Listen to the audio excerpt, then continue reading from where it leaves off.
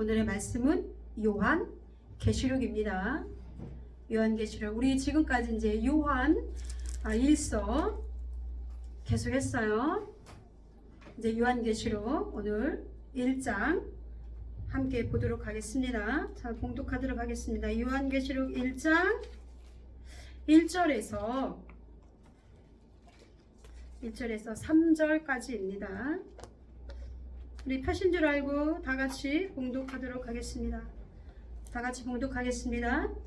예수 그리스도의 계시라.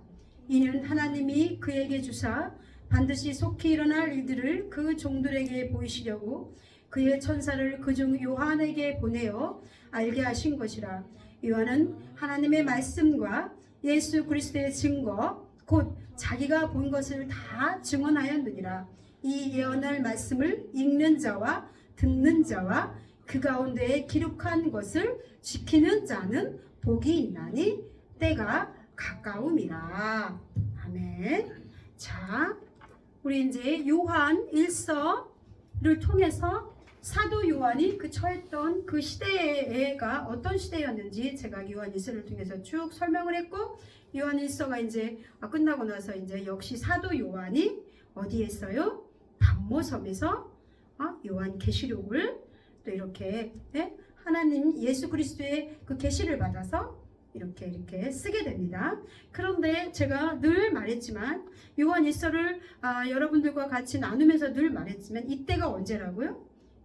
사도 요한이 마지막 남은 사도였죠. 그 제자들은 다 순교하고, 그리고 이제 가장 늦게 쓰임 받은 그 사도 요한이 이제 그때가 도미티아누스 그 황제 때였는데 굉장히 핍박이 심했다 그랬잖아요. 그렇죠? 네로 황제로 끝난 것이 아니라 성도들의 핍박은 그 이후에도 계속됐다고 제가 말씀드렸죠. 굉장히 큰 핍박과 환란이 있을 때 그때 도미티아누스 그 황제에 의해서 이렇게 그 반모섬에서 귀향을 가게 되죠.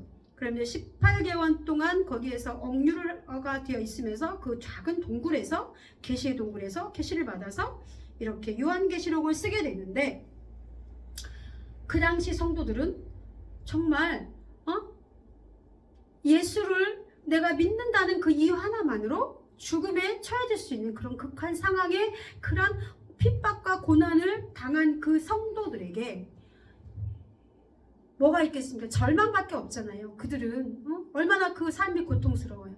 그런데 하나님께서 이 요한계시록을 통해서 그들에게 희망을 주시고 내가 너희들과 함께 있어. 그리고 앞으로 될 일과 그리고 사도 요한이 본 것들을 통해서 하나님이 너희들과 함께 있을 거다. 그러므로 나를 믿는 자들은 어떻게 될 것이다. 이제 앞으로 어떻게 될 것이다 라는 것들을 보여줌으로 인해서 그들에게 소망을 갖게 하고 힘을 얻게 하고, 이런 것들이 바로 요한계시록이죠. 그래서 여기에 보면은요, 어디에 7교회에 편지를 하잖아요. 그죠? 그러면서 여기 요한계시록에 보면은 그 지금 고난당하고 있는 그 각지에 흩어져서 예수를 믿음 안에서 붙들고 살려고 그러면서 그 환난과 고난, 심한 고난 중에 있는 사람들에게 그 교회에다가 사도 요한이 이렇게 편지를 통해서 말씀을 하고 계신 거예요. 제가 그리고 지난번에 마지막 때라는 것에 대해서 말씀을 드렸죠. 오늘의 요한계시록에도 나오는데, 마지막 때는 뭐라 그랬어요? 하나님의 시간표로 봤을 때 하루가 1000년 같다고 그랬잖아요. 그런데 하루가 1000년 같으니까 그 사도 요한 시대를 살았던 요한계시록을 그때 당시 살았던 그 사람들은 예수 그리스도가 곧 재림할 줄 알았어요. 그래서 하는 사람들이 그 제자들도 그렇고 곧 재림할 거야. 이런 그런 희망을 가지고 그렇게 살았던 사람들이었는데, 역시 예수님은 재림하지 않으셨어요. 그리고 2000년이 흐른 지금까지도 예수님은 아직 재림하지 않으셨고 언제 올지 모르잖아요. 그쵸? 그러나 분명히 그 시와 때는 누구만 안다고요? 아들도 모르고 오직 아버지만이 아신다고 그랬어요. 그러나 우리가 징조로 말세가 가까이 왔다라는 것을 우리가 징조로 느낄 수 있다고 요한계시록에는 읽어보면 그런 것들이 있습니다. 자, 그러면 이제 요한계시록을 그 이단들이 잘 많이 이거를 활용을 해요. 그래서 요한계시록을 잘못 해석하면은 정말 위험한 그런 책이 되죠. 그래서 신천지도 역시 요한계시록을 이만희가 풀었다. 예수의 영이 와서 그렇게 해서 그 요한계시록에 유난히 집중을 하는 게 바로 신천지잖아요. 이 요한계시록에는 상징과 문자로 뒤섞여 있습니다. 그래서 이게 잘 몰라요. 그러나 분명히 우리가 너무 이렇게 이상하게 꼬여서 해석하면 안 된다는 거. 그러므로 예수를 믿는 참 신자들에게는 분명히 하나님께서 말씀하시기를 이게 보여질 수 있다는 거죠. 영으로 풀어진다는 거예요. 그러니까 여러분들도 요한계시록을 이상하게 해석한 거에 너무 어렵게 생각하시지도 말고요. 그리고 이제 또 이제 제가 이렇게 요한계시록을 하는 게 좀 조심스러운데, 그러나 요한계시록을 우리는 넘어갈 수는 없어요. 왜냐면 이거 굉장히 중요한 거거든요. 그렇기 때문에 요한계시록을 알아야만 우리가 이단과도 대치를 할 수가 있고 그들과도 대적을 할 수 있는 것입니다. 그래서 올바르게 우리가 신앙생활을 해야 되기 때문에 요한계시록을 제가 지금 계속 묵상하면서 그걸 공부하고 있거든요. 여러분들에게 되도록이면은 더 정확하고 올바른 그런 것들을 전할 수 있도록 저도 열심히 노력하고 기도하고 있습니다.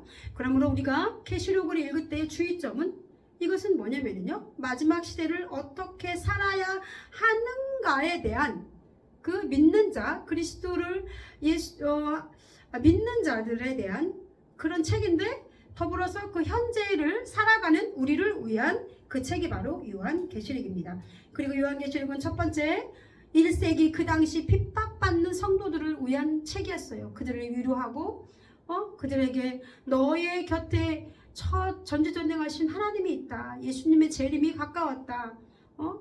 인내하라. 그리고 또 두 번째 2000년이 지난 지금까지의 그 징후를 상징적으로 전후 앞으로 일어난 일과 일어난 일과 일어날 일들을 또 굉장히 많은 상징을 통해서 보여주고 있습니다. 그러니까 또 요한계시록에 보면은 그 백보자 심판도 나오고 천년왕국도 나오고 그렇잖아요. 아직 이루어지지 않았어요. 그러나 그런 것들을 상징적으로 보여주고 있는 것입니다. 그리고 세 번째 그 종말론적으로 봤을 때 지금 마지막 때를 그러면 우리는 어떻게 살아가야 할 것인가 라는 것들로 또 계시록을 읽을 때 우리가 주의하면서 봐야 될 것이 바로 이런 점입니다.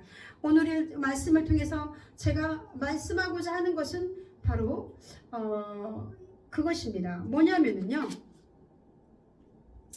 이 예언의 말씀을 어떻게 하는 자와 읽는 자와 그리고 듣는 자와 그 가운데 기록한 것을 지키는 자는 복이 있나니 때가 가까웠다. 가까움이라 이렇게 오늘 3절 말씀에 말씀하고 계신데, 이것을 다시 한번 뒤집어서 말한다면 너희들은 두려워할 것이 없어. 너희들은 세상에 어떤 환란이 오고 천지가 개벽하고 어떤 사건이 일어나서 우리가 두렵고 떨리죠. 그러나 너희들은 두려워할 것이 없어. 왜냐하면은 첫 번째 말씀을 읽는 자, 듣는 자, 그 가운데 기록한 것을 지키는 자는 복이 있다 그랬잖아요. 그러니까 너희는 어떻게 해야 된다는 거예요? 말씀을 읽어야 된다는 거예요. 그리고 또 말씀을 지속적으로 들으면서 깨어 있어야 된다는 것입니다. 그리고 또한 제가 요한일서에서 계속 주장했지만 그 가운데 기록된 것을 너희가 지켜야 된다. 그러면 복이 있다. 그러니까 환란이 와도 마지막 때가 가까워도 너희는 걱정할 필요가 없어. 그냥 말씀을 읽고 말씀 안에서 살고 말씀을 듣고 그리고 그것을 지킴으로 인해서 거룩하게 살면 너희는 예수 그리스도의 재림이 가까워지고 온갖 환난과 역경이 있고 설사 우리가 죽음에 이른다 하더라도 너희는 결국은 살아있는 자야. 예수 안에서 구원받은 자고 영생을 누린 자야 라는 것들을 말씀하고 있는 것입니다. 그렇습니다, 여러분. 시편 1편에 보면은 복 있는 사람에 대해서 알지요? 네? 우리 시편 1편 한번 다 같이 한번 읽어보도록 할까요? 자, 우리 복이라는 것이 세상에 그런 어떤 뭐 돈 많고 명예 있고 그럼 내가 룰루랄라 이렇게 사는 게 아니라 그랬잖아요. 뭐라고요? 복이 있는 사람은 악인의 꾀를 따르지 아니하며 죄인들의 길에 서지 아니하며 오만한 자들의 자리에 앉지 아니하고 어떻게 하는 자? 오직 여호와의 율법을 즐거워하며 그의 율법을 주야로 묵상하는도다. 묵상한다는 것이 이렇게 읊조린다는 건데, 그는 시냇가에 심은 나무가 철을 따라 열매 맺으며 그 잎사귀가 마르지 아니한 같으니 그가 하는 모든 일이 다 형통함이로다. 이렇게 설명하고 있어요. 그 복이 뭐예요?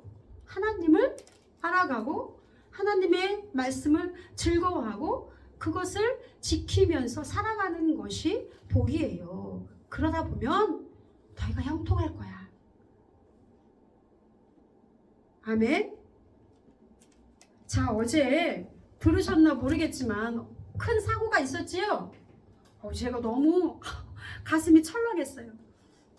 그래서 우리 자녀가 그 자리에 없는 것이 얼마나 감사한지. 그리 예수 그리스도를 기독교인이라 하고 그리고 그런 곳에 가지 않은, 모르겠습니다. 저는 가지 않을 거라고 믿어요. 그런 것들을 추종하고 좋아하지 않는 것이 얼마나 감사함을 깨달았어요. 마음이 아프더라고요, 제가. 왜냐면 그 다 어떤 사람들인지 모르겠지만 젊은 애들일 거 아니에요. 그런데 할로윈 축제가 뭐예요, 여러분? 왜 그게 우리나라에 들어왔는지 저는 개인적으로 별로 마음에 안 들어요. 그 영적으로 봤을 때 그 굉장히 뭐 귀신이잖아요. 사단이고. 안타깝더라고요. 물론 이렇게 말하면은 또 막 요즘 말도 좀 잘해야 돼. 안타까워요. 하지만 저는 그것이 별로 바람직하지 않다고. 그 이태원이 어떤 곳입니까? 진짜 그 외국인들도 많지만 사실 건전한 곳은 아니잖아요. 그런 곳에 가지 않은 구경은 갈 수 있겠지요. 그런 것에 또 감사하시는 여러분들 되기 바랍니다. 아멘. 아멘. 자, 그래 요한계시록을 보면은요, 4절에서 요한은 아시아에 있는 7교회에 편지하니 그랬잖아요. 근데 우리 하나님의 그 분이 어떤 분인지 요한계시록 1장에 드러나 있어요. 전에도 계셨고 장차 오실 그러니까 오늘 이 요한계시록 1장을 통해서 우리 하나님이 어떤 분인지 볼 수 있는데, 알파와 오메가요. 그 8절에 보면 주 하나님이 이르시되 나는 알파와 오메가라, 또 이거 강조하고 있잖아요. 이제도 있었고 전에도 있었고 장차 올 자요 전능자라. 그러니까 우리가 믿는 하나님은 영원하신 분이고 과거와 현재와 모든 시간을 아우르시는 분이고 또 전능하신 분이라는 거. 그런데 그거 어떻게 온다고요? 7절에 볼지어다 그가 구름을 타고 오시리라. 각 사람의 눈이 그를 보겠고 그를 찌른 자들도 볼 것이요 땅에 있는 모든 족속이 그로 말미암아 애곡하리니 그러하리라. 우리 예수님께서는 분명히 다시 한번 오신다는 거예요. 그런데 어떻게 오신다고? 부활하실 때도 부활하신 것 같이 다시 그렇게 구름을 타고 오신다라고 말씀하고 있잖아요. 그게 각 사람의 눈이 그를 본다라고 이렇게 말씀하고 있습니다. 그래서 여기에서는 우리 부활에 대해서 잠깐 설명을 하고 넘어가야 돼요. 자, 이렇게 부활이라고 할 때는요, 그리스도의 예수님께서 부활하신 것 같이 그리스도께서 다시 재림하실 때 신실한 성도들이 육체를 다시 부활한다. 육체를 죽었던 사람들이 가 있는 곳이 있어요. 거기 있다가 모든 사람의 육체가 다시 부활한다는 거예요. 그래서 그리스도의 천년 왕국에 참여한다라는 설이 있습니다. 그리고 두 번째로 이 첫째 부활을 어떻게 설명하냐면 죄로 죽었던 영혼들이 믿음으로 구원해서 영생을 얻는다는 것을 또 첫째 부활이라고 말씀하고 있어요. 그런데 이제 여기에서 그런데 구름 타고 분명히 오는데 어쨌든 모든 사람들이 본데 있는 거예요. 각 사람 눈이 보겠고 그를 찌른 자는 또 볼 것이다. 이건 뭐냐면 어떤 사람은 그 당시 예수를 핍박하고 죽였던 사람들도 볼 것이다 라는 건 다시 그 사람들도 살아날 것이다 라는 거 풀이하시는 분들도 있고 또 예수를 믿는 자들을 핍박했던 자, 그들은 바로 예수님을 핍박하던 자들이잖아요. 믿지 않는 자들, 그들도 같이 볼 것이다 라고 이렇게 말씀하고 있습니다. 그래서 우리 요한계시록 20장에 보면은요, 둘째 사망에 대해서 나와요. 그것은 이제 뭐냐면은 첫째 부활 때 그 예수님이 재림 때 일어나지 못한 그 불신자들이 천년 왕국 후에 그들이 육체가 부활한대요. 그래서 최후 심판이 이루어지고 영원한 형벌에 처해진다라고 해석하는 게 둘째 사망이고요. 또 한 가지는 그리스도의 재림 때 모든 사람이 모든 선한 예수를 믿는 자든 안 믿는 자든 육으로 다시 다 일어난다는 거예요. 그래서 백보자 심판이 있다는 거예요. 그래서 너희가 생명책에 기록되지 않은 자들은 다 영벌에 처할 것이라 하는 게 바로 이게 둘째 사망 백보자 심판이라고 이렇게 사람들이 말씀하고 있습니다. 그래서 백보자 심판을 통해서 내 죄가 다 적혀있고 거기에서 죄가 있는 자들은 영벌로, 그렇지 않고 예수를 믿어서 거룩하게 살아간 자들은 영생으로 들어갈 것이라는 것이 나와 있습니다. 이렇게 본다면 분명히 우리는 성경의 요한계시록을 통해서 알 수 있는 거 심판이 있다는 거. 그러니까 이 세상에서의 살아가는 이 삶이 여러분들의 심판을 좌우한다는 거예요. 잘 사셔야 돼요. 어제 그 할로윈 축제 때 돌아가신 그 분들, 그 영혼 심판이 있다는 거예요. 그 중에서도 예수 믿는 잘 믿었던 사람들이 혹시라도 있다면 그 사람들은 영생에 들어가겠죠. 그러므로 여러분 너무 무서운 일이에요. 우리 하루를 오늘을 정말 하나님 앞에 내 자신을 늘 들춰보면서 그리고 그 심판 앞에 여러분들을 비춰보시는 여러분들 되기 바랍니다. 저는 하루하루 살아가는 게 너무 겁이 나. 두려워. 그럼 내가 겁이 난다는 것은 뭐냐면 내가 이러다가 내가 진짜 하나님 심판 앞에서 내가 너를 도통 모른다 라고 말씀하시면 어쩌지? 그리고 여러분들 성경을 읽으면 읽을수록요 두렵고 떨려요. 하나님은 우리를 너무나 사랑하시지만 그러나 그 심판을 피해갈 사람이 없다는 거 꼭 알아두시기는 여러분들 되기 바랍니다. 우리 사도 요한은 우리 예수님을 처음 보았을까요? 아니죠. 그는 예수님의 최후의 만찬에도 있지만 저기에 있었던 게 사도 요한이었어요. 그런데 우리 사도 요한이 1장에서 예수 부활하신 예수님을 다시 보는데 어떤 모습을 보냐면 그가 표현한 거, 우리 그 환상을 통해서 보여주신 거잖아요. 그랬는데 그가 본 예수님을 어떻게 표현하나 한번 볼게요. 13절에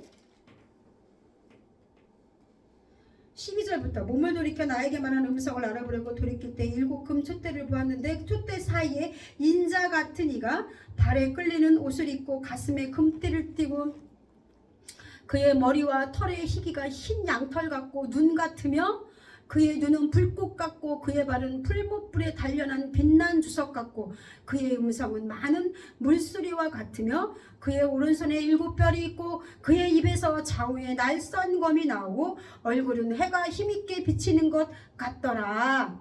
자, 이게 사도 요한이 표현할 수 있는 아주 극치의, 그 당시 언어의 극치의 이제 인간의 몸으로 오셨던 예수 그리스도께서 어디에?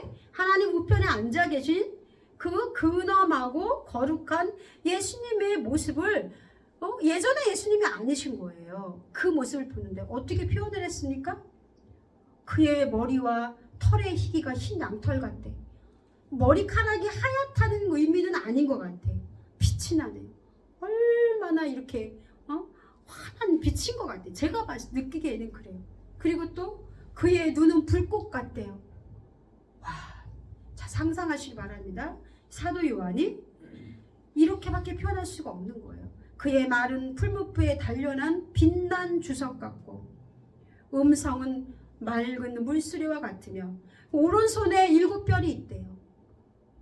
저는 이렇게 생각해요. 혹시 이것이 전 우주를 봤을 때 그 우주에서 거대한 그 예수님이 그 우주를 창조하신 예수님께서 7별을 이렇게 손에 우리가 생각하는 요 조그마한 그 반짝반짝 빛나는 그 장난감 같은 그 별이 아니라 7별을 손에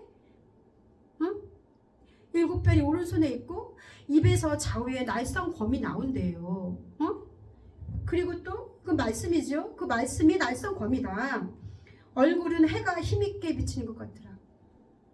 태양도 만드신 분인데 우리가 하나님을 봤을 때 그 광채가 너무 빛이 나서 타 죽으니까 옛날 사람, 그 구약의 사람들은 하나님을 보면 죽는다고 생각했는데 죽지 않는 것들이 나오잖아요. 그쵸? 그렇게 장엄하시고 그리고 경외하시고 전지전능하신 분이 바로 예수 그리스도라는 거예요. 여러분이 믿으시는 그 예수 그리스도가 그러신다는 분입니다. 풀무불에 단련한 빛난 주석. 한번 상상해 보세요. 이거 좀 예수님 모습이 그렇긴 한데 그 예수님의 모습을 저는 이렇게 장엄하고 거룩하게 이렇게 표현한 사도 요한임을 볼 수 있습니다. 사도 요한은 인간의 몸으로 오실 때도 보셨고 부활하여 하늘의 왕권과 권능을 회복하신 그 전지전능하신 예수 그리스도를 환상을 통해서 또 다시 한번 본 거예요. 그러므로 우리는 주님을 우리 사도 요한도 그래서 보고 어떠고 그랬어요?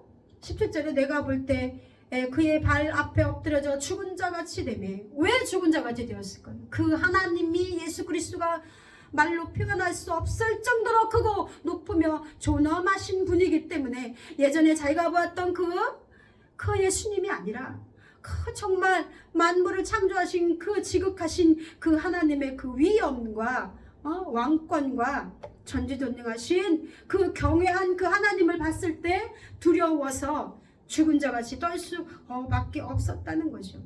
그러므로 우리 주님께서는 그런 주님께서 우리를 위해서 십자가에 못 박혀 피 흘려 돌아가신 그 지극하신 그 사랑에 대해서 우리는 다시 한번 깨달아야 됩니다.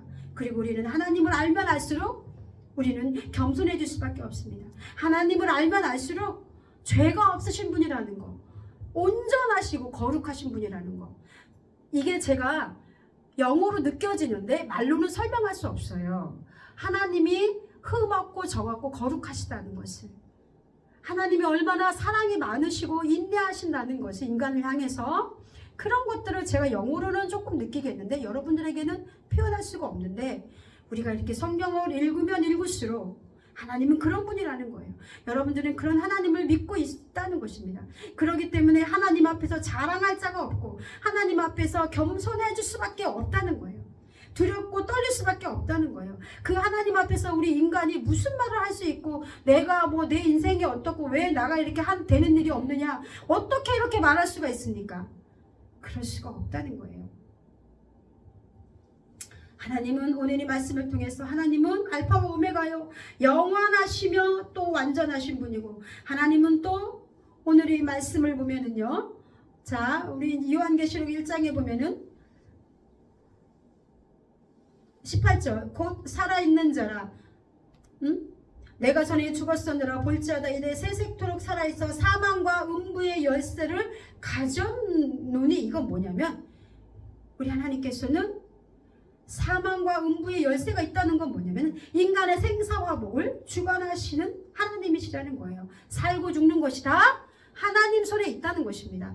두 번째, 음부는 뭐예요? 심판의 장소잖아요.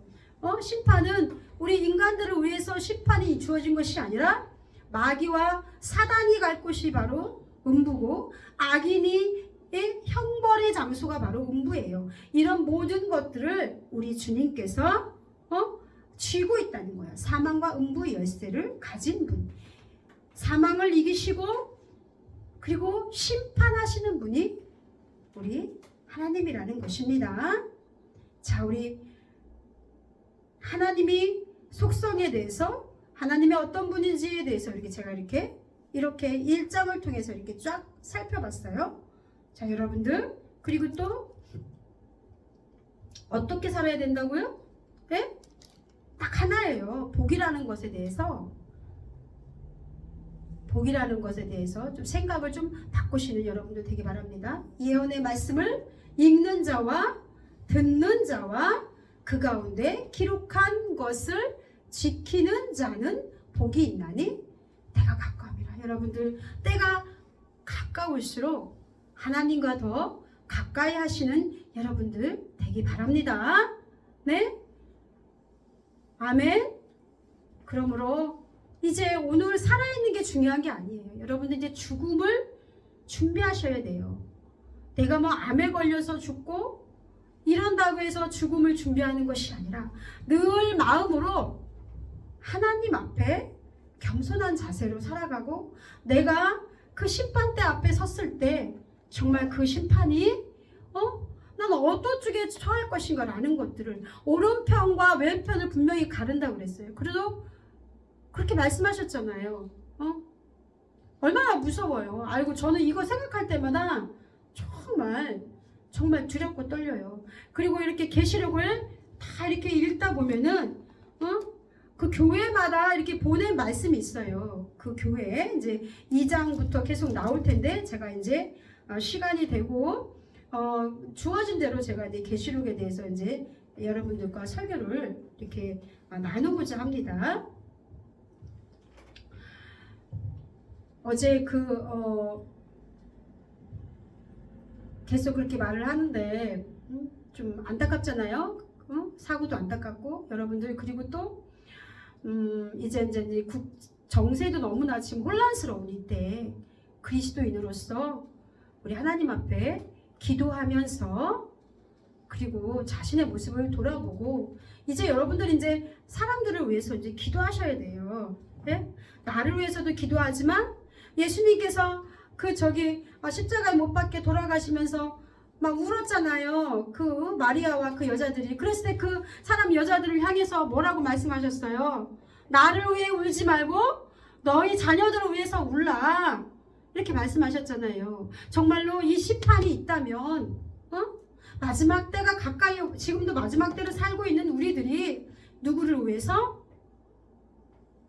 우리 자녀들을 위해서 기도해야 돼요. 어제 그 죽은 아이들이 대부분 젊은 아이들일 텐데, 여러분들, 저도 마찬가지지만 자녀를 두었지만 내 자녀들이 정말 죽지 않고 그렇게 아름답게 살다가 하나님 곁으로 가는 것도 중요하지만, 그러나 그것보다 더 중요한 것은 내 자녀들이 그 멸망의 길로 빠지지 않고 죄악의 길로 빠지지 않고 그렇게 살아가는 것이, 하나님 앞에 구별된 백성으로 살아가는 것이 얼마나 중요한지를 여러분들 깨닫고 부모된 입장으로 또 기도하시는 여러분들 되기 바랍니다. 그래서 저는 늘, 저도 마찬가지로 부모이기 때문에 우리 자녀들 기도를 빼놓지 않고 해요.